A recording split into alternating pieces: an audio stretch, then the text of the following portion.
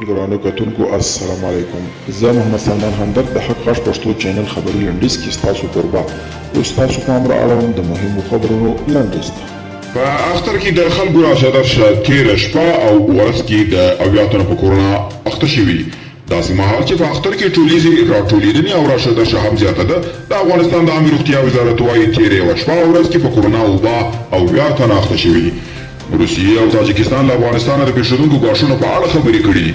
د راپورونو له مخې د تاجکستان ولسمشر امام علي رحمان روسیې ته تللي او ولادیمیر پوتین سره یې په سیمه کې د پر روان وضعیت خبرې کړي دي. په یوه ګډه اعلامیه کې مصر او اردن د فلسطین او اوسني کړکېچ ملامتیا پر اسرائیل ورواړول او د فلسطیني خلکو د ساتنې غوښتنه یې وکړه. د اردن د بهرنیو چارو وزیر وویل چې هغه د سعودي د بهرنیو چارو له وزیر سره د فلسطین په وړاندې د اسرائیلو د اقداماتو د بندولو د هڅو په اړه خبرې کړي دي.